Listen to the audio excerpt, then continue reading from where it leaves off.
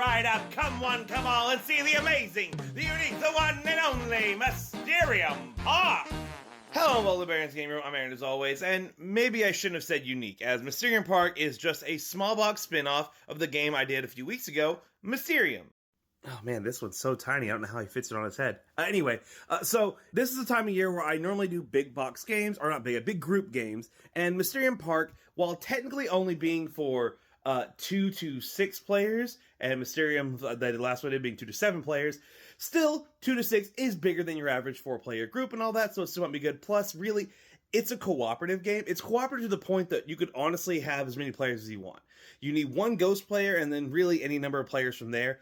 You're only going to have 5 players placing down the little crystal balls to where they're going to go, but it's cooperative to the point that you can just have a whole room of people all looking at the vision cards and interpreting them. So yes, I would throw this as a big group game you could play with your friends and family for the holidays and all that, since that's what I like to talk about this time of year. So whether you're getting Mysterium or Mysterium Park, either way, big group game approved. Let's get on with the video. Sometimes a popular big box game will make a smaller, cheaper, streamlined version of the game that they'll sell at places where they don't really sell the big ones. Like, Walmart doesn't always have the best selection of games, but you can often find games like these there. Or sometimes they're just at the same place you can buy the other ones, just as a cheaper option. Today I'm talking about Mysterium Park, but I've also got Trails, which is a small box spinoff of Parks, and Pandemic Hot Zone, which, well, is obviously a spinoff of Pandemic.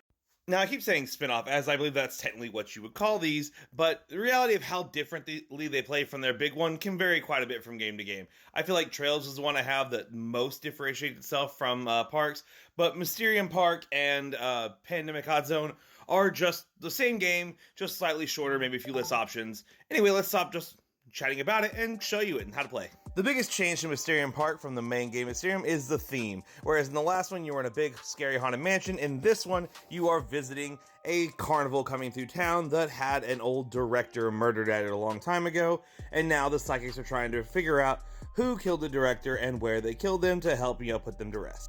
For setup, place this board on the table. Make sure each player takes one of these color crystal balls. Place this light bulb turn tracker by 1. Give the ghost player 3 tickets. Have the ghost player shuffle up this deck and draw 7 cards for themselves. The ghost player will also need to shuffle up this deck of cards and take the top 3 cards off and just set them in front of them. Give the ghost the witness token. The game does include these. You can use them if you want. Honestly, they're not very important. Either the ghost or the players can have them. That doesn't really matter. And lastly, shuffle up these character cards and these place cards, and then take 9 of these character cards and place them on the 9 little spaces. Oh, sorry, and one last thing. Those 3 cards the ghost player dealt them, they'll need to pick up one and place it into this little holder here. You can orientate it either direction you want, this way or that way. And make sure this is kept secret. No other player is allowed to see this but the ghost player. This is only for the ghost player. Gameplay for this is basically identical to Mysterium. So if you've seen my Mysterium video or you've played Mysterium before, then hey, guess what? You already know how to play this game. But just in case for those of you that haven't seen those or haven't played it before, we'll go over it real quick. Now, the ghost player is trying to communicate with all the other psychic players, the 1 to 5, I guess, however you could say. The ghost player is trying to communicate with them by giving them these little abstract vision cards. You'll be handing these out to players in an attempt to get them to guess the correct space on the board here. You'll see with this, there are colors on it, like so the purple matches right here to this lady. That means I need to try and get the purple player to guess this character. I'm trying to get these people to help me figure out who murdered me, and I'm revealing to them the innocent people who I know didn't do it. So I know it wasn't her, I know it wasn't this guy, I know it wasn't him, no, it wasn't that person, and I know it wasn't the clown. I can tell because of this. There we go. So yes, on your turn as the ghost, you will pick any number of cards from your hand and give them to one player. I can't spread them all out right away. I'll pick one player to give, anywhere from 1 to my full hand of 7 cards to. Hand them those, then I will redraw that many cards. So I gave them 3 cards, I will draw 3 more cards back into my hand, and then repeat that process until I've given cards to every player, every psychic. Once the psychics have received their cards and looked over them, they are allowed to show and share them with all the other players. Essentially, you can sit there and look at them, then eventually you're going to make your guess. Simply take your little marker here and place it on whichever card you think they're trying to get you to guess. There you go. Once all players have placed their marks, then we go on to the next step. So once all players have placed their crystal ball, yes, you are allowed to place your crystal balls on the same card. Obviously, you can't both be correct, but you can still both guess it. Once all players have done that, the ghost player will look at their reference card here and tell each player one at a time whether they got it correct. However, the first thing you're always going to do is you're going to check if anyone placed their token on the witness space. You'll see that's the middle space here.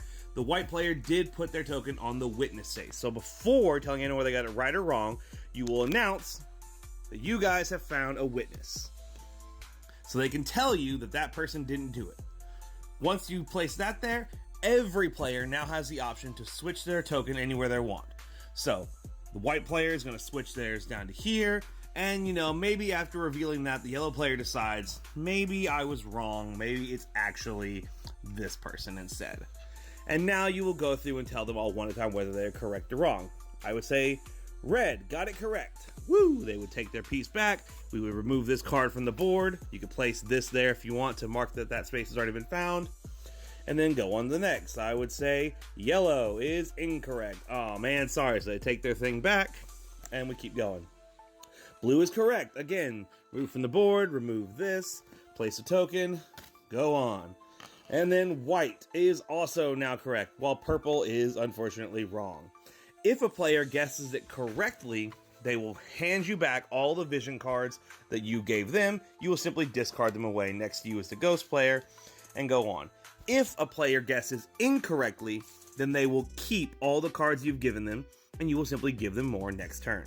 Regardless of whether all players get it right or wrong, you will move the tracker down 1 and go on to the next turn.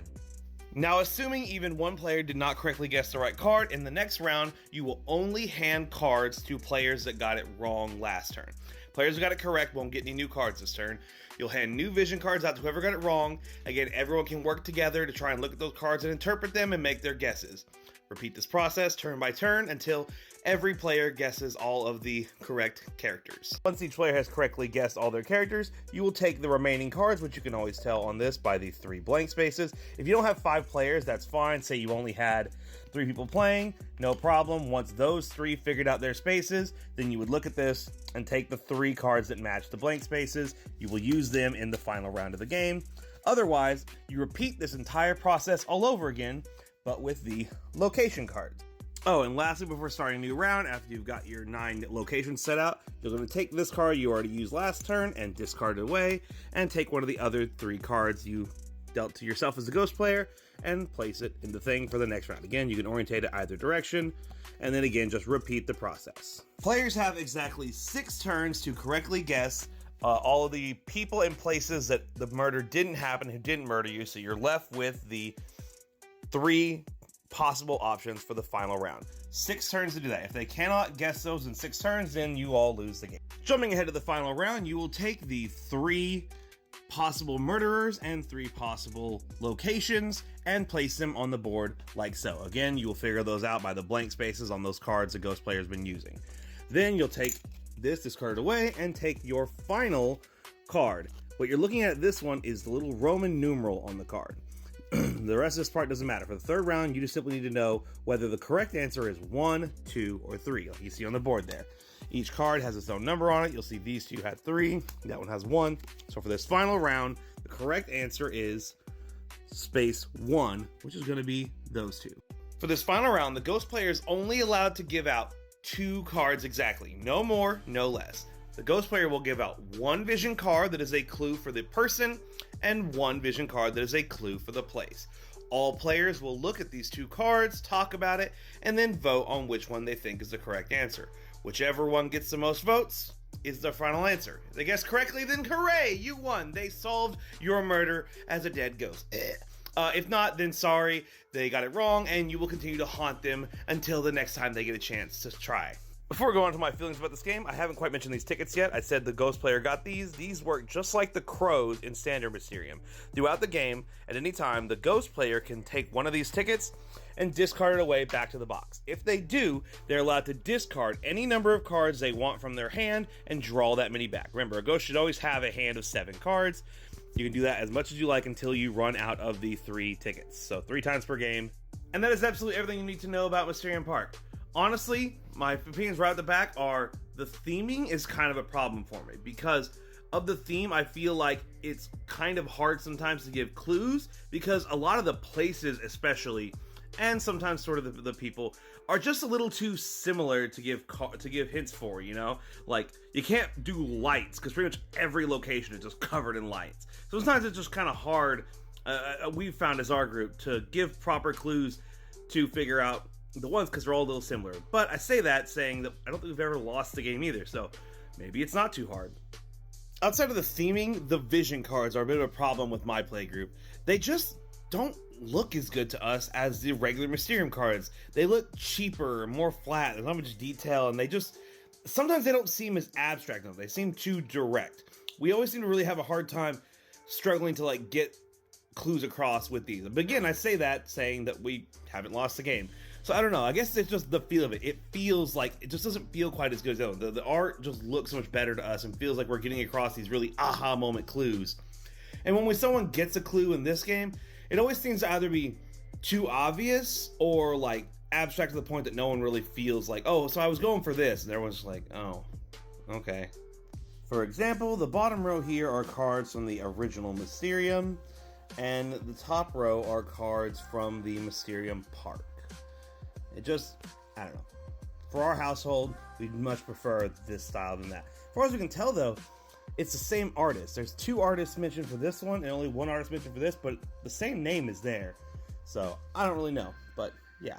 I do also want to make a quick complaint that in the regular Mysterium, you have all the people, places, and weapons all on the table at the same time. So as one player or a few players figure out their people, they can move on to figuring out their place while other players are still figuring out the people.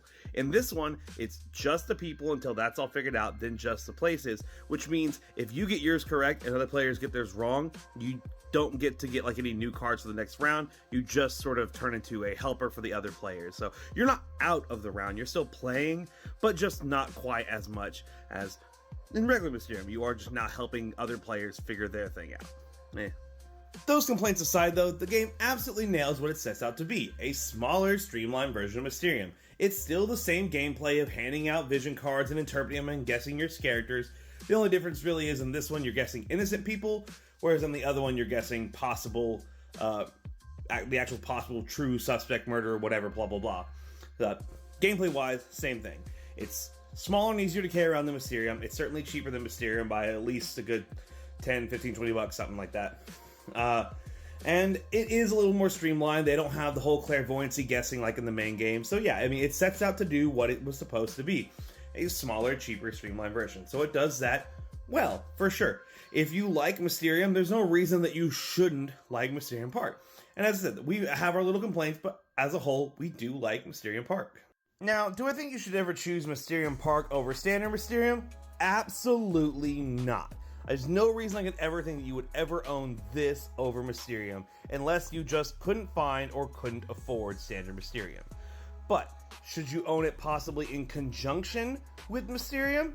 Absolutely. Well, I guess not absolutely, but no problem with that, you know? Just Mysterium is perfectly fine on its own. But if you want a version that's a little easier to carry around, then yeah, great little version to buy. If you find it on sale or something, certainly pick it up.